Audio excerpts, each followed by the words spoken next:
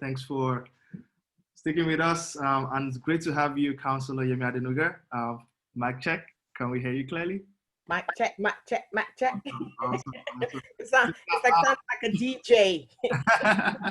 So yeah, great. Yeah, thanks for joining us. And really, I remember when we actually reached out to you and how you really jumped on this. I really wanted to. Are really supportive of what we're doing, and so we really appreciate that. So yeah, I'm just going to do a brief introduction, just again for those who might not know who these two wonderful women are. I'll just do the honors of introducing them and then just step out of the way. We have Councillor Yemi Adenuga, and she's the chief launcher for this book. We're privileged to have her. If you don't know, she's the first Black Irish female councillor in Ireland, and also a peace commissioner as well. I was like looking again, as I do, scouring the internet for just again profiles and all, and I see that she's a Nigerian Irish television presenter, activist, and local politician. And also I know she actually runs the Shiro's Awards as well, which recognizes again women who are doing great work in different fields. And Nana Nubi, actually, my wife, actually was a recipient of that award. So I guess, really good signals there from the award. And Nana Nubi is the author of the Nigerian Heritage coloring book. She's also my wife. We've been working on this for the last 3 years, and so but yeah, I'm glad like we actually have this out in the world, and so yes, Nana Nubi and Councillor Yemi Adenuga, we're going to be having a couple of conversations, and also again lead to the official launch of the book. And so with no further ado, the floor is yours. Thank you. Okay, hello everybody. My name is Nana Nubi, and that was our fantastic host here, my husband, Nubi K. So thank you so much, Matt. Thanks so much, Mrs. Councillor Adenuga. So this will be like, we're gonna try and have a conversation as much as possible, because I know that you're super passionate about Nigeria and Ireland, which is amazing, because I was raised in Ireland. I'm raised in Ireland, and I'm born in Nigeria. And so I have a love for both countries as well. Mm-hmm. So I'm just gonna jump into it to ask, what's been your fondest memory from Nigeria? And it's gonna be a two-way conversation where I'll ask you and I'll also answer as well. Absolutely. Thank you so much for having me, Nana. And let me first say congratulations. You must be really proud. You should be really proud, rightfully so. Because this is a lot of hard work. You've put in so much to ensure that this today is a reality and is a possibility. And the amazing book that you've written about Nigerian heritage. So congratulations, and smile. Thank you. Yay. Thank you. And I want to say well done as well to that wonderful husband of yours for his incredible support. They always say that they used to say that behind every successful man, there's a woman. But in this age and time, you find so many women succeeding. Women are out there in the front doing amazing, incredible things. And, it's great to have a man who is standing right beside that woman, encouraging and supporting. So, Kay, well done. Yay. It was amazing. You're a hero. You are unofficially a hero. Yeah. So thank you for having me. I'm delighted to be here today. Yes, my fondest night, and I want to say, before I go to my fondest Nigerian memory, I want to say happy Independence anniversary to every Nigerian, everywhere in the world, wherever you're at. Happy Independence to you. I suppose one of the things people always ask is, what does it mean to be a Nigerian? Nigeria teaches you to be resilient, to be hopeful, to be independent. It teaches you to persevere, and when you have all those skills, all those qualities in you, sometimes you see people who are not necessarily Black, but have all those qualities, and you just find yourself saying, oh my goodness, you are just a Nigerian, Yes. Yeah.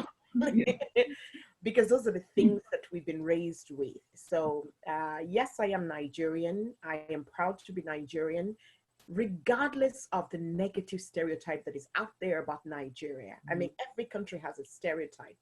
But the fact of the matter is, as a Nigerian, regardless of what is said about Nigeria, I still present myself as an honorable person, as an honorable individual, as a woman, and a Black woman, a Black Irish woman, who is out to make the world a better place by every single action that I do, or that I make, you know, so that I take. So I am proud to be a Nigerian, and I am equally proud to be Irish. I'm delighted for the opportunity to have a dual citizenship. It is a blessing, and I don't take it for granted. So I want to say happy Independence Anniversary to every Nigerian out there. Hold your head high. And if you're one of those who's giving us a bad name, do you know what? This is an opportunity for you. After 60 years, it's an opportunity for you to rethink. Otherwise, you find yourself in a place you don't like. Yes. But to every Nigerian who is making Nigeria proud out there and rebranding the nation, well done. So my fondest memory of Nigeria growing up as a child, I remember early morning devotion. Oh my goodness, I couldn't forget. My parents raised us as Christians. And I remember every morning my father used to wake us up with a bell. Oh, I wish I had the bell here now. You know, every child who grew up in a Christian home will probably remember that.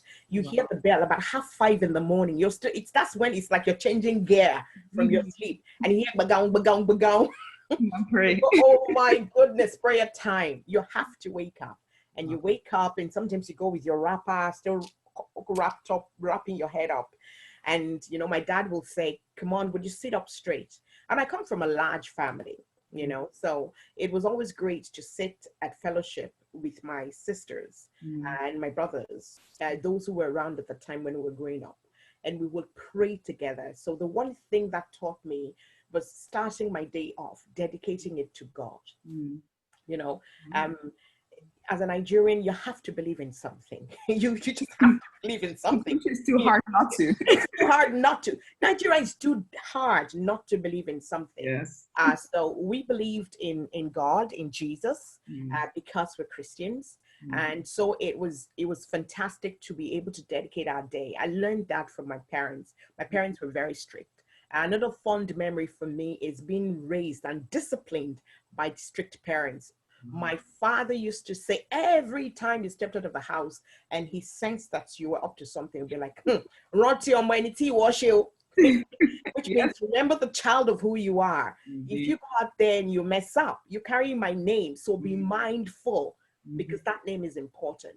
And that is one part of my childhood that I have grown with. I always say that my name is what I sell. My name is my identity. My name is my integrity. And I never want to rubbish it, and I will never allow anybody to rubbish it. I brought that from my childhood. Another thing that I'm so fond of, and I get nostalgic sometimes, every time I see corn, roasted corn. I remember walking in the rain after my father retired and we went back to Ogun State. I grew up in River State in Port Harcourt, right? Oh, okay. My father was working for Cllr at the time. And after retired and we went back to his state, Ogun State, we used to walk home in the rain, right? When it's raining, we would walk home in the rain, all soaked. And we would stop by the corn roaster, the roadside corn roaster, and we would buy corn, and the corn will be so hot. So when the rain drops on it, the heat from that is like it's smoky, you know, and we used to eat the corn. I loved that feeling. It gave the corn a different taste. So every time I see corn, I just get nostalgic about my childhood, you know. So these are some of my fond memories of childhood. Nice. And yourself, Nana? Brilliant. Okay, so mine is very similar to the rain. So in Nigeria, one of my fondest memory was when it would rain and the smell of the rain dust. Sand. Oh, I love that smell. Did you ever taste the sand? Yes, I did. I ate it. I ate it. I didn't just taste it. I ate it. You know, because I was a child.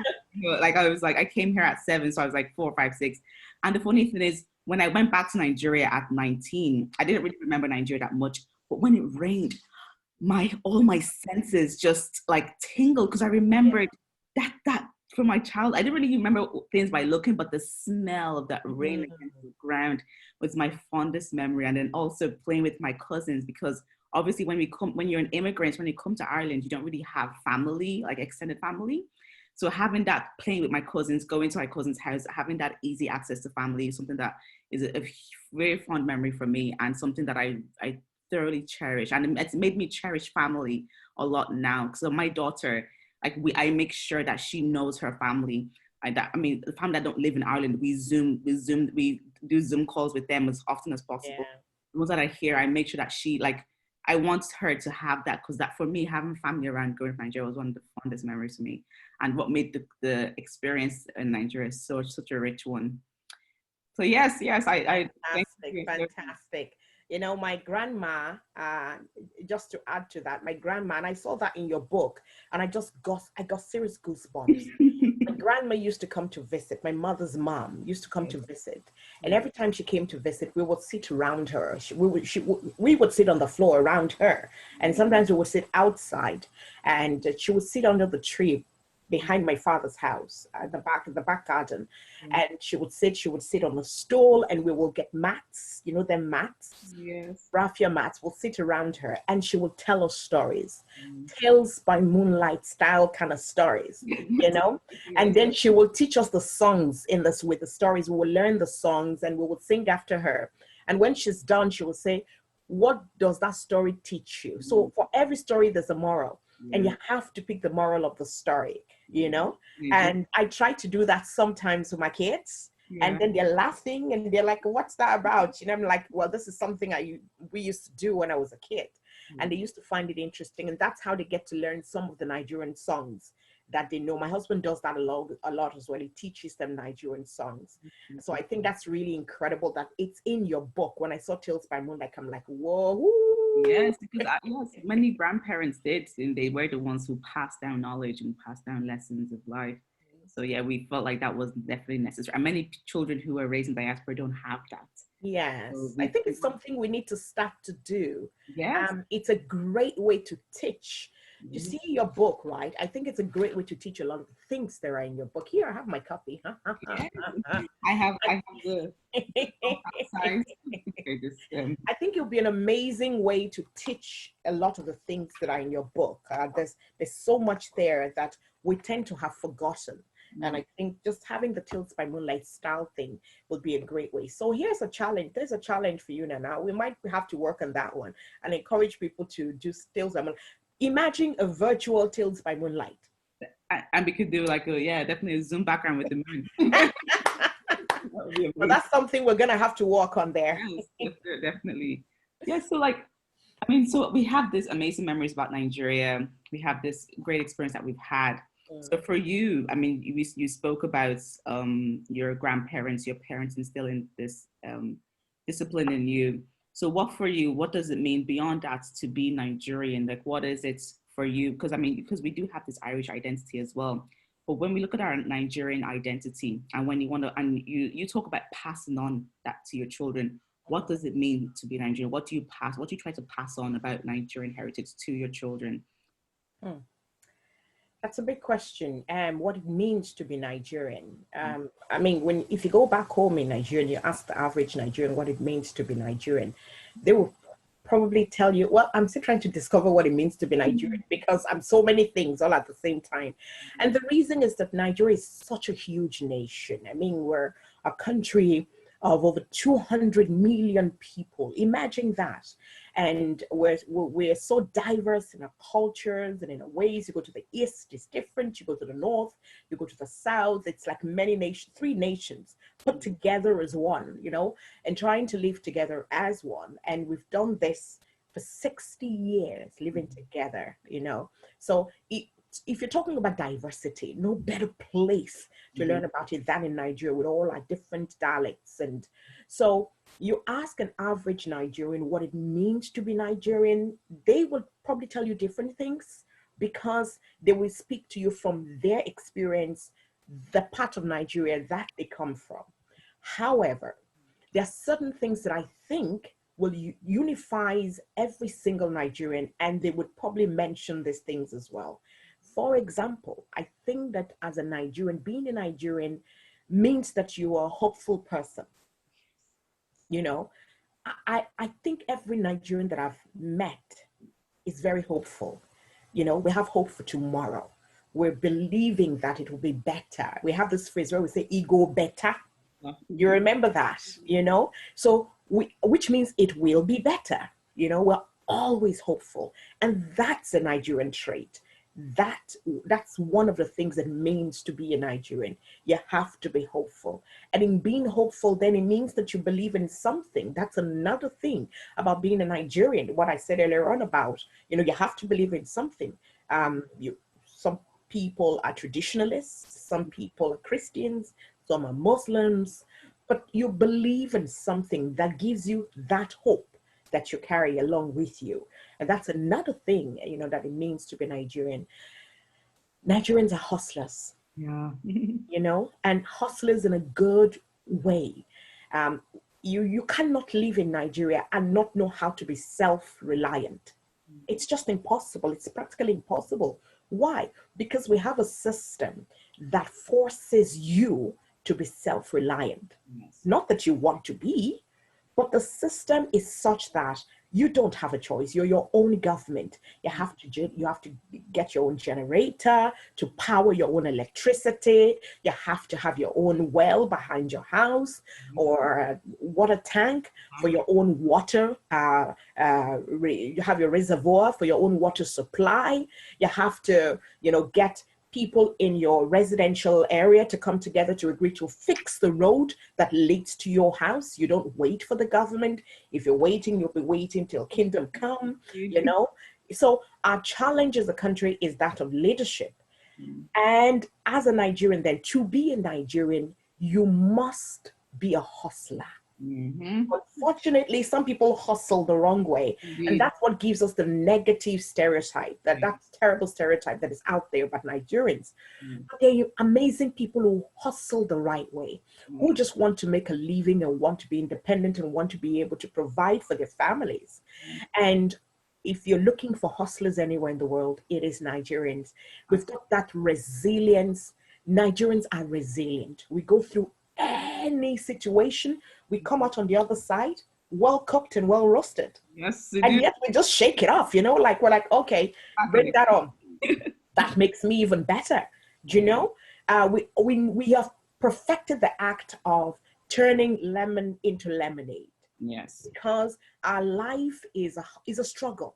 You know, all through growing up in Nigeria, when you find a child who goes through education and comes out a graduate, and that child is a child of a poor person or poor parents, my goodness, you don't want to begin to imagine what that child has gone through to earn that certificate. So we're resilient people. We know how to persevere through challenges, through difficulties. We persevere. We hold it down. We hold our own. That's what, for me, it means to be Nigerian. Now, there's something about Nigerians as well that, you know, that's just incredible. We know how to look up, not down. Yes. We always look up. And our looking up is, number one, as a result of our belief. If we believe in God, we look up to God with the hope that things, you know, our help comes from God.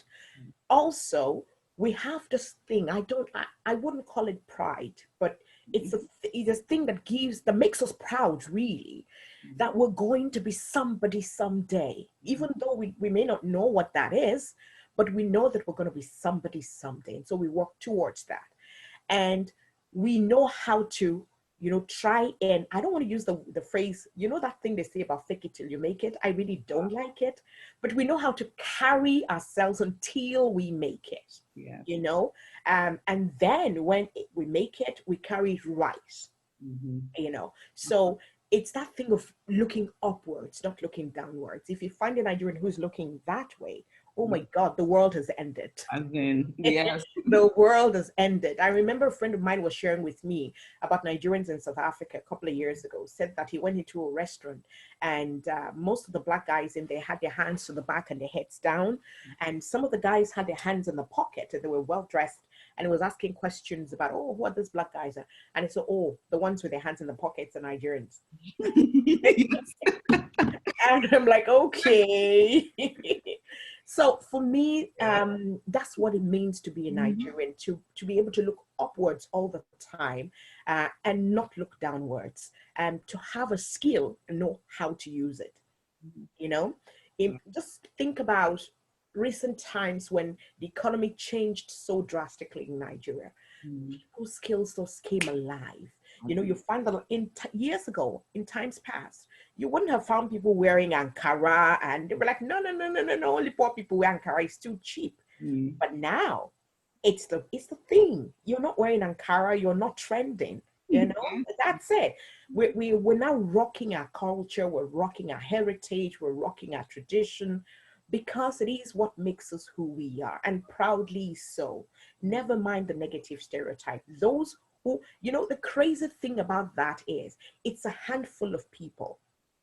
Of the 200 million plus Nigerians, it's a handful that really bring that negative stereotype. And Nigerians are loud, right? So we are heard everywhere, even with the negative. Unfortunately, we are heard.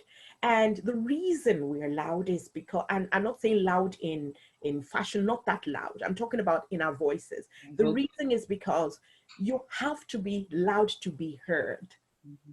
You know, there's so much happening all around you. If you're not loud, you won't be heard. If you don't stretch your head high or raise your hand high enough, you won't be seen.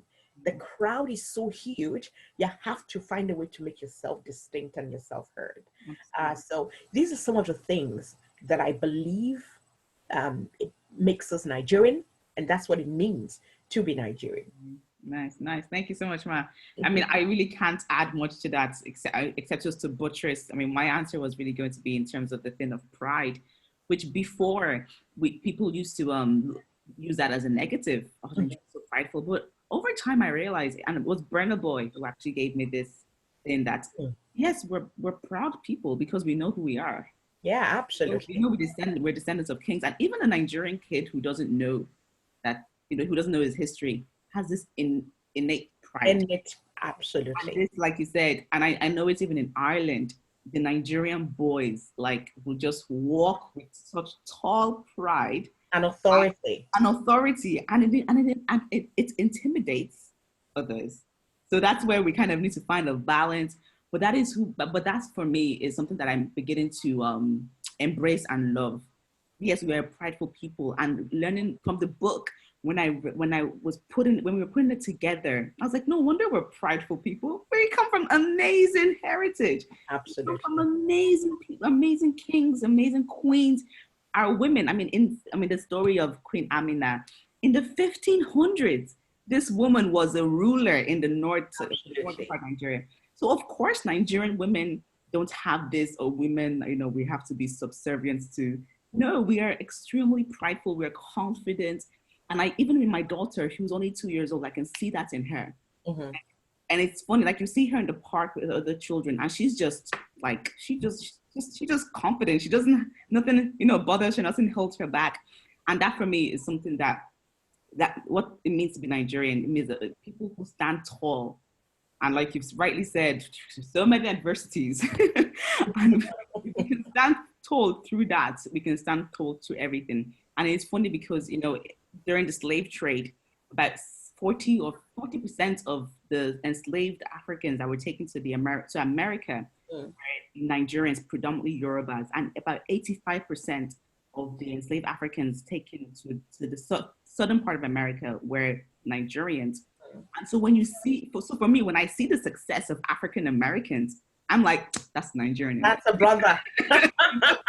You can tell. Yeah, you know, when I see Obama, when I see like Michelle Obama, I'm like, she's a Nigerian woman. Oprah is a Yoruba woman. You know? So I'm like, so I definitely like know that our pride and our resilience is something that has made us an excellent people.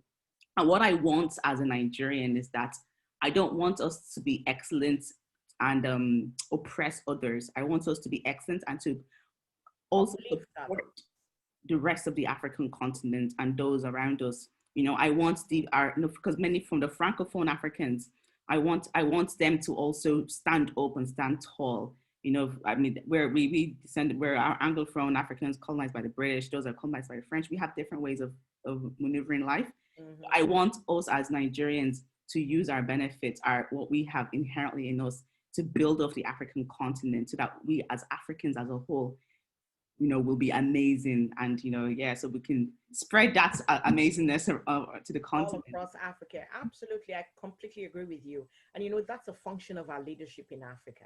If you leave it to your average Nigerian, they will be willing. I mean, look at Nigeria and Ghana. You know, Nigerians who go to Ghana, and Ghanaians have learned so much from Nigerians. And, you know, even in music and in the movies, when Nollywood started, Ghanaians started Gollywood because they, you know, they learned so much from Nigeria. And then in the music industry, I mean, look at all the Ghanaian musicians who now collaborate with Nigerian musicians. You know? I love that. It's awesome, you know. So, I mean, taking that across Africa then is a function of our leadership, you know, hoping that our leaders will see the power that lies in unity, actual African unity that we talk about, not just on paper, not just in words, but in action. Absolutely. Coming together and being able to deliver for Africa, you know. Yeah. And when the story of Africa is told all across the world, then you find a united continent, not a fragmented continent where everyone is trying to be his own and every leader is just, you know, we have our challenges. We obviously definitely have our challenges. And I believe that we're at a time now where the people need to wake up and decide on the kind of leadership they want. It's up to the people now. It really is up to the people. I mean, I always tell of women becoming presidents. In a country like Nigeria, a woman can become president. Absolutely. And it's so simple. Let me tell you how. If women come together and say, we're picking this woman, no beefing, nothing. You know that thing we say about beefing, no beefing. Everybody agrees that's the woman.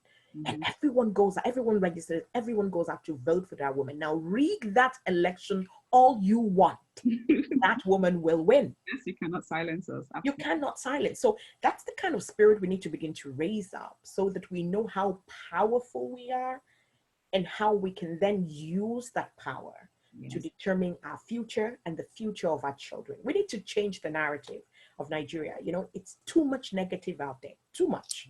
Well, this is part of the positive we're trying to put out in the world. Absolutely, absolutely. Yeah. We're doing our own little bits, rebranding Nigeria. And we plan to be that future leadership. So Nana's going to go for presidency. There you go, Nana for president. We start campaigning from now. Yes, absolutely. But walking in your footsteps, Ma, you know, you're encouraging us to go into the political realm. So absolutely. I mean, I definitely think that we need more women, first of all, in politics. Definitely more women. You know, we do things differently.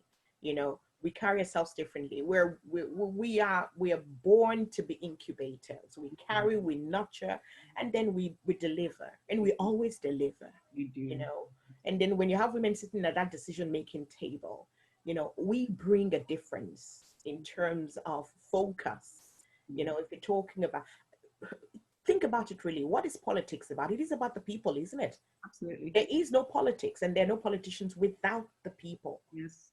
So when it comes to issues that impact and affect the people, women bring a difference to the table. So we need more women like you. We'll start with Irish politics, you know? Yes. Yeah, so next election. So speaking of Ireland, actually, so I mean, we've talked about Nigeria quite a bit, but again, we're Nigerians and we've informed because of Ireland. And I have the opportunities I have today because of Ireland. I mean, like, it's not been easy growing up in Ireland, but I can never, ever say that Ireland is a bad country. It's been so good to me. I mean, I've received my education in this country. I've received opportunities in this country, and my culture is definitely part Irish. So for you, like, what's it been like as a Nigerian in Ireland? What's it life like as a Nigerian in Ireland, having that dual citizenship and dual culture? Well, first of all, I always take the opportunity every time I get the chance now to say a massive thank you to Ireland as a country for opening its doors. If Ireland didn't open its doors, we wouldn't be here having this conversation about Ireland. Yeah. So that's one thing we must recognize. No matter what the challenges are, this country opened its doors to us. And we've come to this country and we're thriving in this country. And that's one thing I always say thank you to Ireland for. And my community of Navan has been really good to me. It's one of the reasons I decided to serve my community, by running in the local elections. It's my way of saying thank you to serve the people. So yes, Ireland has been good to us migrants. You will find as well that within the country itself, there are people who are not so open to the idea of nationality in Ireland, multiculturalism in Ireland. There are people who struggle with that. They don't want a diverse Ireland. That's okay. I mean, in every country, you will have people who have the nays and, those who are naysayers. You will always have that. You can't change that. So I don't have an issue with that. When it comes, I deal with it. Living in Ireland, for me, I think it's been one of the greatest opportunities. I always talk about recognizing opportunity and taking it. First of all, you have to recognize it. Secondly, you have to take it. Thirdly, you have to use it well. It's not enough to recognize it. It's not enough to take it. It is how you use it that matters. And for every person, and I would say Nigerians because we're celebrating Nigeria here, for every Nigerian who is in Ireland, right, you got an opportunity to live in this country. You've taken it. Now, my question is, how are you using it? Every time I hear a negative news, and I hear a Nigerian has done this, my heart just goes boom, boom, right? And then I tell myself, well, yes, that person is human, right? And they've broken the law. So the law should deal with that person. Sometimes in fact, a lot of the times, I don't agree with how the media, sells stories, and wants to sell that stereotype. And when it's a different nationality, they don't put the nationality, but when it's a Nigerian, they put Nigerian. Yes, they have a way they want to sell their stories. Having said that, every Nigerian, and I hope that there are many who are listening here, you're in this country, in Ireland, you're living in this nation, it's an opportunity you've taken. How are you using it? You can use it so positively and help to make this nation a better place because you live here. Now, you live here is one thing. Your children are growing up here is another thing. And your children don't know any other culture. They know the Irish culture. So the only way they know the Nigerian culture is what we teach them. But they're leaving the Irish and the Irish culture. And so the onus is on us as parents who are Nigerians and who have a dual nationality, the opportunity to be Irish as well, to first respect the fact that we're in a nation that has opened its doors to us. And then secondly, to offer what we bring from our country of Nigeria, that great thing that makes us great people as Nigerians, offer that to this nation and make it a better country. It has to be better for us being here. The fact that we're here has to be a reason why Ireland has to be better, not negative, So I want to just charge everyone who's Nigerian, and if you're from a different nationality as well and you're listening, there's something about you that makes you different, makes you unique, makes you a person of positivity. Bring it to Ireland. If you haven't delivered it yet, don't let the naysayers get you. Don't let them impact you. You bring what you have, do your bit within your community. And that's when you can truly say that you're living in Ireland.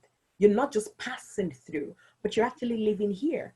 You have to stamp your feet in the sands of time in your community. You have to be known as somebody. You don't have to be a politician to do that. It could be in your child's school, where you go and teach something about your culture on the cultural day or the diversity day. Get involved in your community. Bring something of you. Teach them. Have they tasted jollof rice? Have they tasted jollof rice? You can't be a Nigerian and not have offered your neighbors jollof rice or puff. We'll take the citizen back from any Nigerian. I'm telling you, if your neighbor, so if you're here today and your neighbor hasn't tasted jollof rice, oh, pishan to you. So please make jollof rice and let them taste it. And you know what that will do? That is a door opener for conversations. That's how I open doors for conversations. You know, that's an opportunity to engage with people, your neighbors, you know, and get to know them, let them get to know you, let them get to see the positive. I always tell people, my Irish friends, you know, who sometimes are heartbroken by the negative news they hear about Nigeria. And they say, oh yeah, you know, I read this in the papers today, you know, Nigerians, and I'm like, hang on now. That's what you've read. Now, have you met a Nigerian, you know? And they're like, yeah, I met a few, you know, not so great. I'm like, no, you haven't met, have you met me? If you haven't met me, if you don't know me, you haven't met a Nigerian. Because I bring something positive, and yet I am Nigerian. You know, as much as I am Irish, I am still Nigerian as well. So as a Nigerian living in Ireland, there's that stereotype, and we need to shake it off.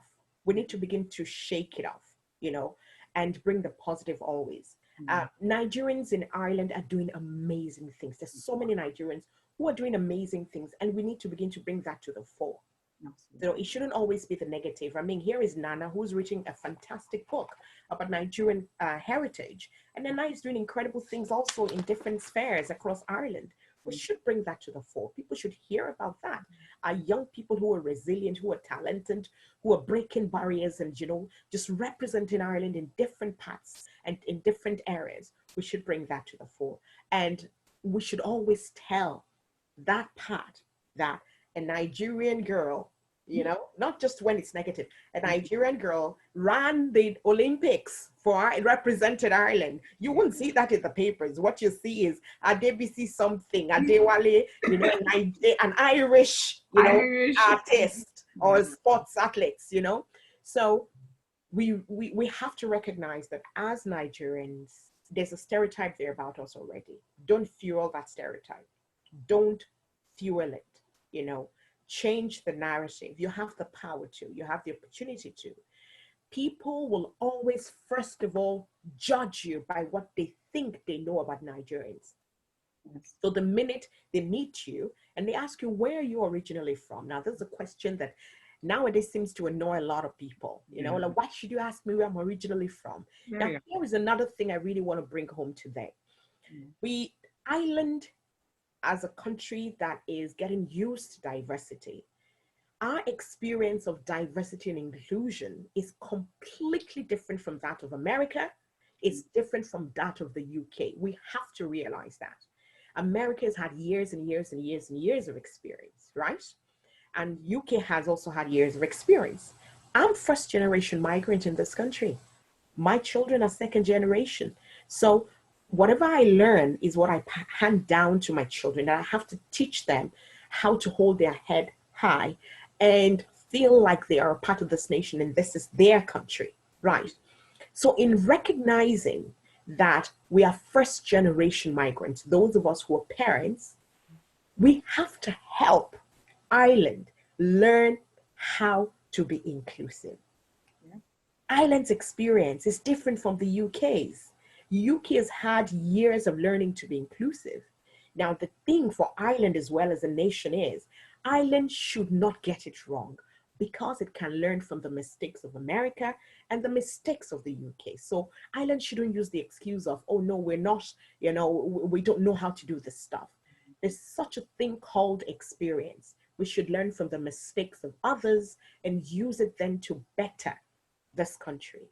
So while Ireland is learning from the mistakes of others, and they have to open up to this reality that this country is now a multicultural nation, migrants as well should also be willing to teach the reality from everything that's happened over the past few years up until this year when George Floyd died. And then it opened the floodgates for people to begin to share their stories. People who ordinarily would never have spoken about the experiences they've had in racism. You know, it's shown us then that Ireland really doesn't know yet how to handle issues of racism. Ireland doesn't know. We're learning as we go. And so, as we're trying to to bring the hate crime legislation into place. We're trying to formulate laws. You know, we're trying to ensure that people are reorientated and they learn about inclusivity. We all are learning. The migrants are learning. The indigenes are learning. We have to recognize that. And so we shouldn't be fighting. We should actually be sitting and saying, how can we work together to get this right? Yeah, yeah. This is my approach. You know, coming at ourselves and saying, no, you can't stay here. You're not Irish. You know, people, trolls on social media who constantly say, no, you're not Irish. No, you're not Irish. I just have a smile because actually you can't change that anymore. I am very Irish, you know, and I am proud to be Irish, and I bring something of my Africanness, and I am proud to be African as well. I bring something of my Africanness to enrich the Irish community. Yeah. That's what makes a powerful nation, is one that first opens its doors and then allows for inclusivity and uses the power of that inclusivity to better that country. And that's what Ireland should be doing. Yeah. So enough said, but I hope that every Nigerian here just takes the message that if you're living here in Ireland, you have to bring something of you, which is a positive, to this country and help make it better. Yes, yes. Perfect. Thank you so much. Thank you so much. I mean, yeah, I mean, I definitely agree. And there is, and for me, this book, and when you say about teaching, you know, the indigenes about our, because they only hear a lot of times the negative, and the media sometimes, I mean, the media, when they want to say something bad about Nigerians, when Nigerians do something bad, they say Nigerians did this. But if a Nigerian did something good, they'll say an Irish person did this. Yeah. So I'm like, bro, those other people who did bad things were also Irish. But anyway, so this book for me is to present to even to the Western world a positive story about Nigeria, so that because if their media only portrays us as negative, and Chimamanda Ngozi Adichie talks about the danger of a single-sided story. And she says the problem with with a stereotype is not that it's untrue, but that it's incomplete. Yeah. So yes, we do have Nigerians who do bad things, because human beings do bad things, but that's incomplete. That's not the full story of a Nigerian. I mean, we also do amazing things, and we are contributing amazingly to Ireland. Like you said, Rasheedat Adeleke, Youth Olympics, like gold medalist there, brought that to Ireland. And, she's going to be in the Olympics 2021 as well. Absolutely. And we have, those amazing girls from who won the World Tech Summit. Yeah. The fantastic app that helps people with dementia. And I mean, that's just in like recently. So there are amazing Irish Nigerians doing fantastic things. And I mean, let's not talk about the amazing Nigerians in the US and the UK. I mean, we have, the most educated people in the UK, US, and Ireland are Nigerians. The highest level of education percentage-wise, the average Nigerian in the UK, US, and Ireland has a master's degree. That's a hustle coming to life there. Like straight up, So it's like so. I mean, so those are hugely positive things. And so for me, as a Nigerian living in Ireland, and I say this in the intro with the book. So the book, I do an introduction where I talk about what brings, why this book came about. And I talk about my experience in Ireland, about how when, I grew up, Ireland, I don't know if they still do that. I hope they don't anymore. When Nigeria wasn't like a country, wasn't just a country, Africa was like a whole. Yeah. So we grew up with this thing where Africa was portrayed as this, poor, scary, violent, war-torn country. It was a continent, and that was the Ireland that I grew up in. That in terms of what was said about my race and my culture and my heritage and my continent. And so me, that wasn't nice at all. I didn't like that at all. And I used to lie that I was Nigerian. I'm not gonna lie, I think we all did it. Of like, and my dad is Ghanaian, so I had the privilege of saying, sure, my name is Nana, I'm from Ghana. Like, so like I was like, nah, I'm not Nigerian. So that the shame that came on by living in a country or in the western part of the world where there was more negatives pumped in than positives. So I definitely denied my Nigerianness for a long time. But then we thank God for Two-Face Idibia and Nollywood and Afrobeat, who were the first ones to bring Nigerian culture into the Western world. for us anyway, for myself and many people my age. And when we started seeing these, then got introduced to Chimamanda Adichie book, The Purple Hibiscus. I was as a teenager, and then went to Nigeria, and then was like, whoa, you know, this country, like, we're amazing. It's so, like, for me growing up in Ireland as a child, it was just very much, oh, it's just Nigeria, like Nigeria is horrible. And then when you come here, knowing that you ran away from Nigeria, because many people from Nigeria come for different reasons. Some are experts, some come for work, some come for education, some come as refugees who are running away from all sorts of things in Nigeria, and some come as economic migrants, just want a better life. But like majority of us are running away from Nigeria. So when as a child, you know that your parents, your family, you fled, you know that you left that place that wasn't good to this place that's good. That kind of, you know, it's put something in you in terms of what's your idea of that country. So that I didn't have a great idea of Nigeria, but when I was infused by this positivity that came from Afrobeat, from Nollywood, and from books like Chimamanda Ngozi Adichie, I was like, wow, there's so much more to Nigeria than I knew. And that's what inspired, again, that's what brought about the book, in that as an Irish person, as a Nigerian person being raised in Ireland, it's quite difficult to not be bombarded and not get inferiority complex because of the negatives that get put out there.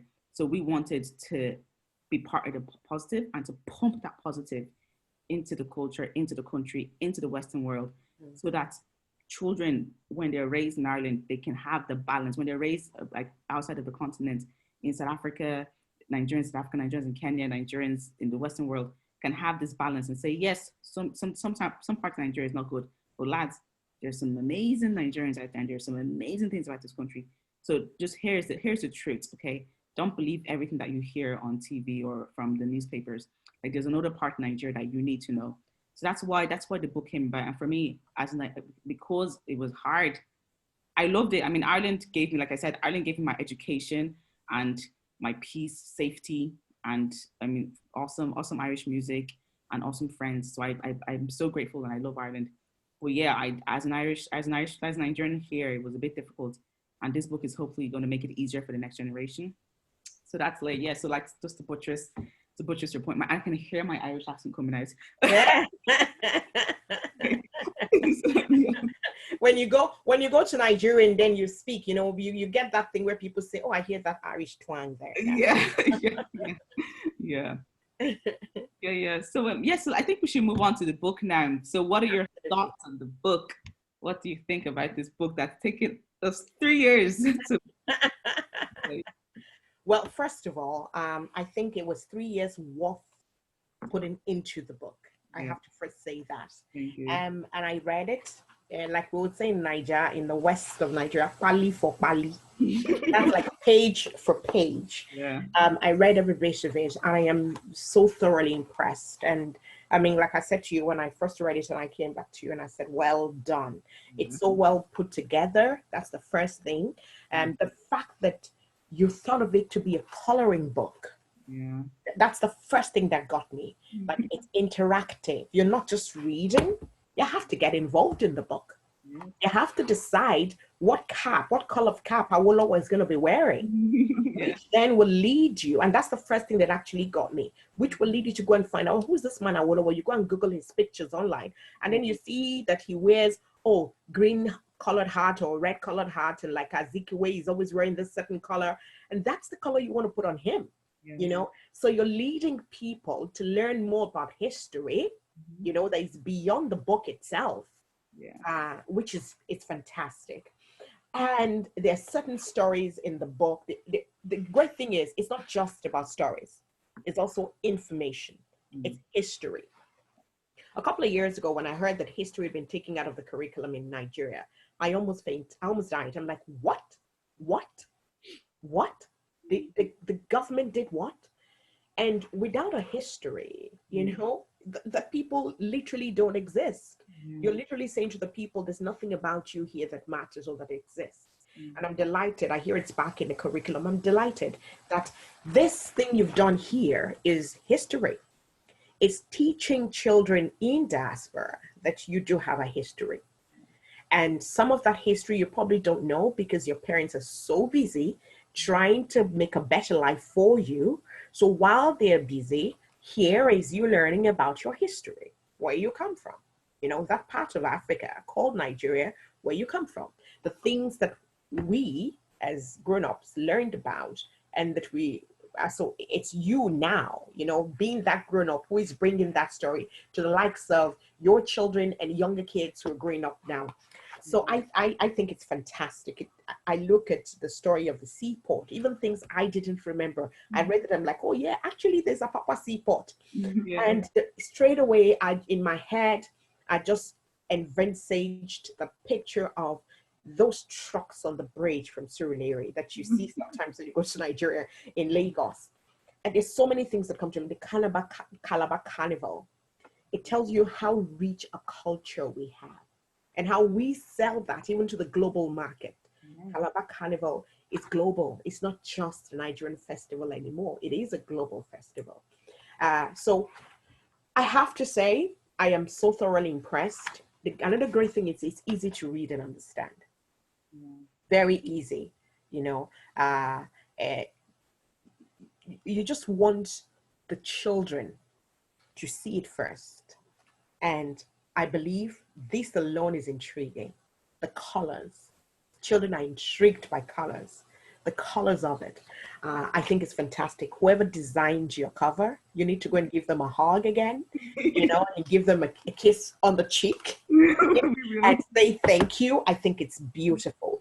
It tries to kind of, it embodies everything about, I mean, you see the Fulani in there, and then you see the Yoruba head tie on a Fulani. I could decipher that, you know, the Yoruba head tie, our Owambe head tie, or the Fulani lady. It's just incredible, you know. So well done, well done. I am very, very impressed.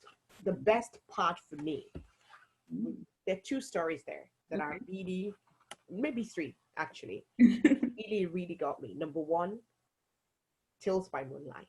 Yes. When I just remembered all those times with my grandmother, and I really think that we need to bring it back.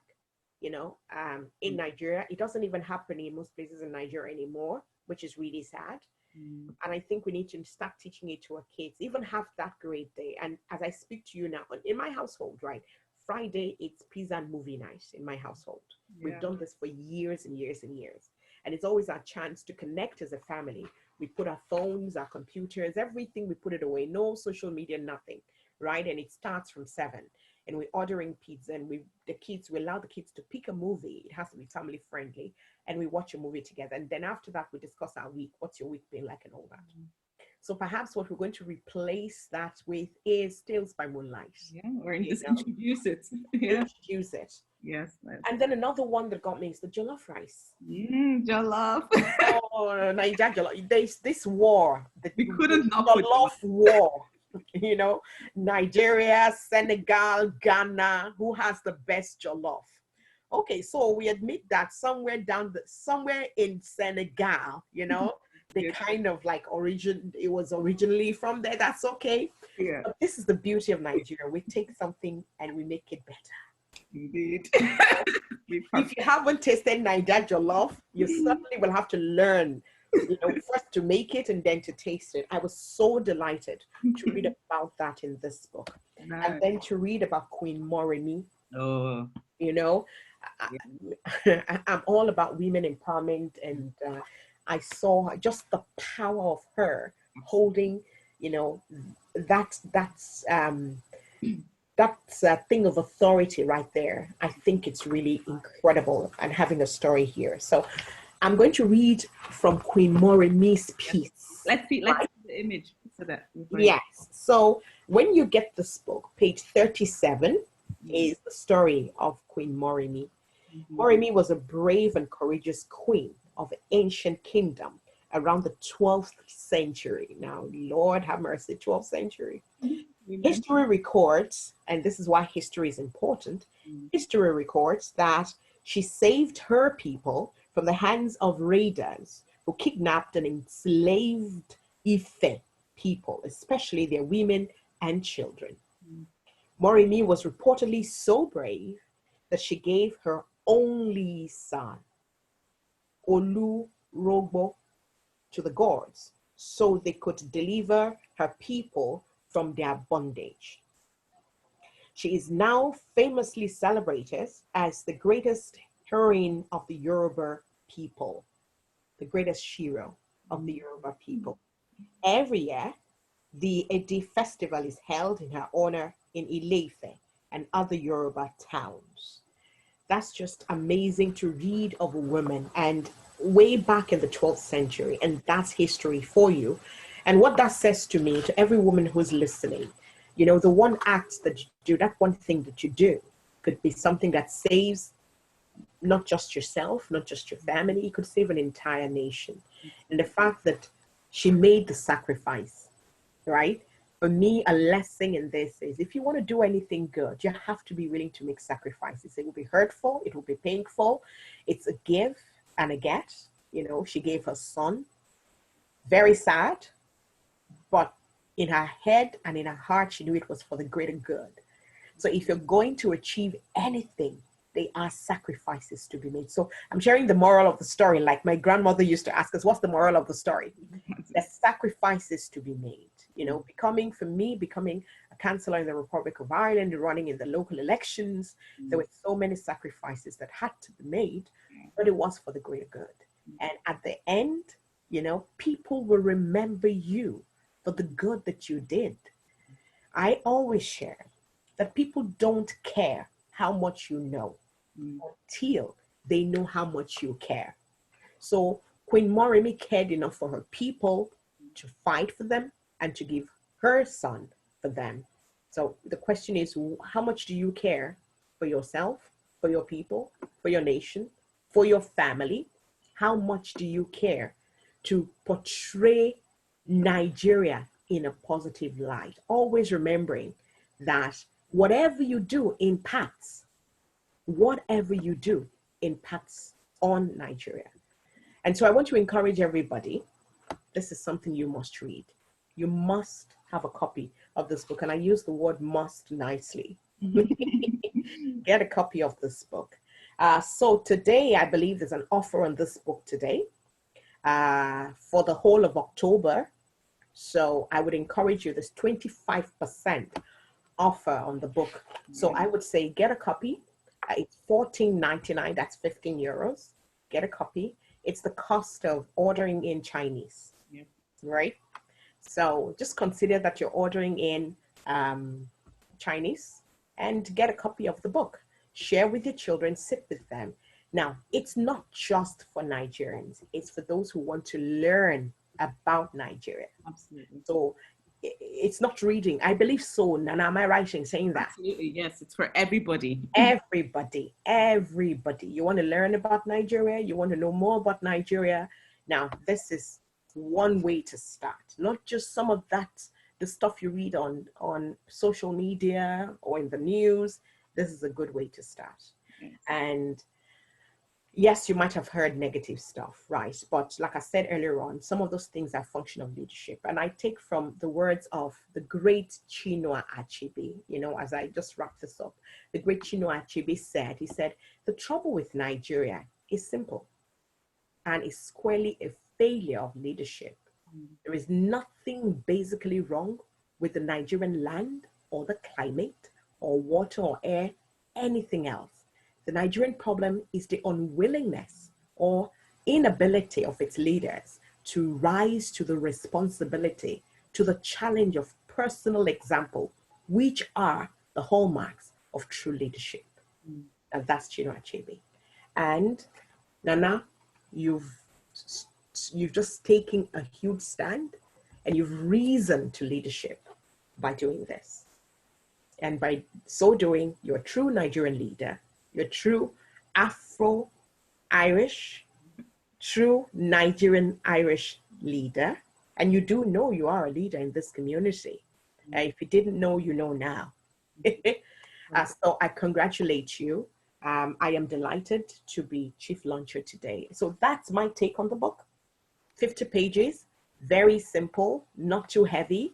You can stick this in your bag, you know, you can bring it with you. Keep the kids busy on a trip in the car, you know, just give that, hey, I'll keep you busy. Give them the coloring pen and they color. You know, when you're traveling, once the airways are opening up for us to travel as far as we want, keep them busy with this in the plane.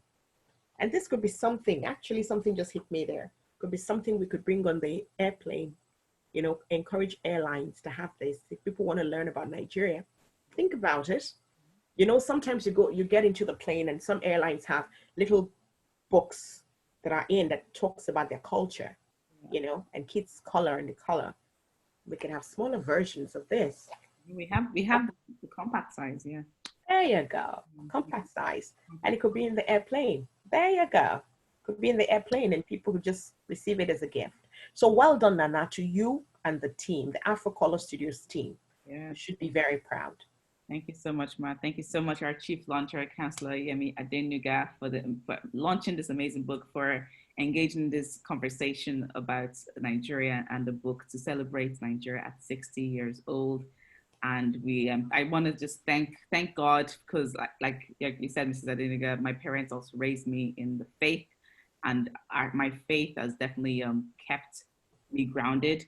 And I thank God for blessing me with an amazing husband, Nubi K, who is just beyond my wildest dream. That boy that I met in UCD has become this amazing man that I couldn't and I suspected that he was going places, but I didn't realize how much he will take me on that journey with him. I'm so grateful to God for him, for the book could not have it couldn't come to life without him, without his contribution. I mean, I was pregnant when I envisioned it, so you can imagine, like, it was a lot of work on his side to bring it to life, and just to continue encouraging me and continue using his contacts and doing everything he possibly can to bring it to life. And I just thank God so much for him, and God bless you, babe.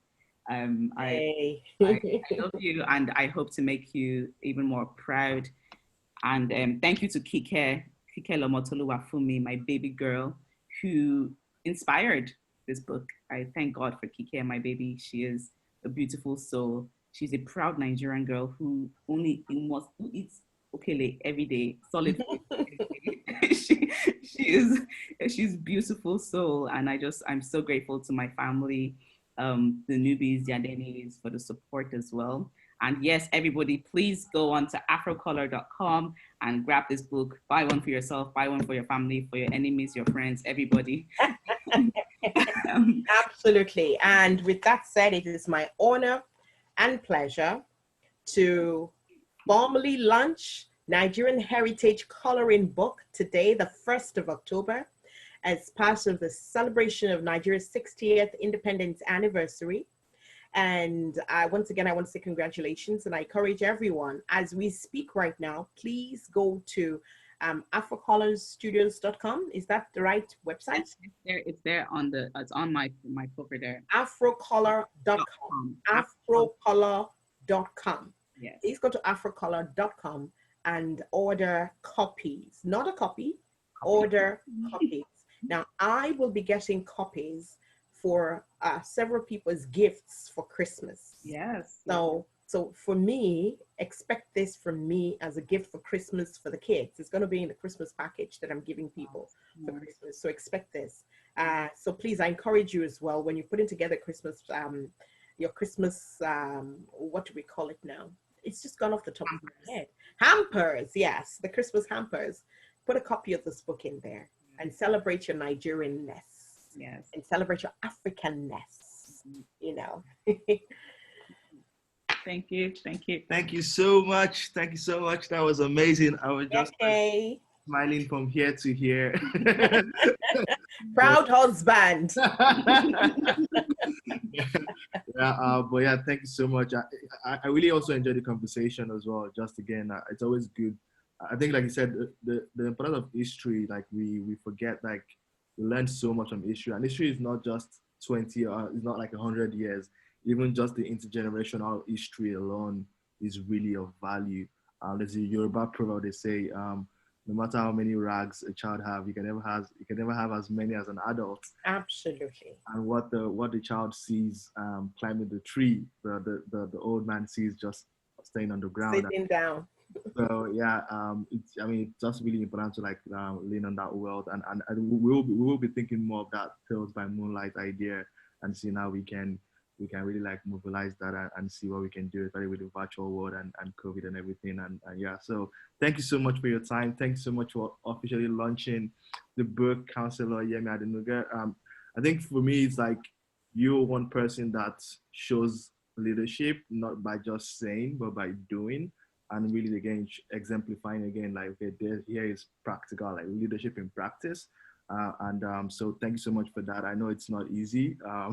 You wear many hats, and so you're a mother, a wife, a grandmother, a politician, and all of that. And I know you have all of your dreams and aspirations still, and we do pray as well that you accomplish all of those as well. And thank you so much again for the time. And yeah, it's been a wonderful conversation. And so we officially like have launched the book. So yeah, you heard her.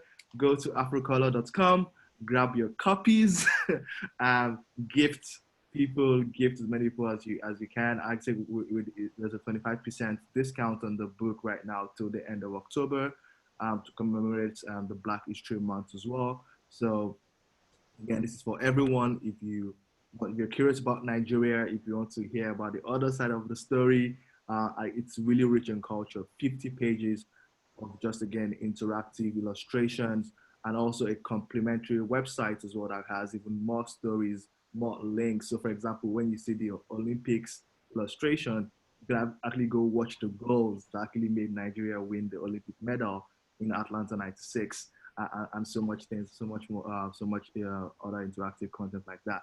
So again, thank you so much, Councillor. We'll let you go now, but again, really appreciate your time. I look forward to keeping the conversation going as well. So thanks so much for the time. Well done, and God bless you. Take care. Yeah, cheers.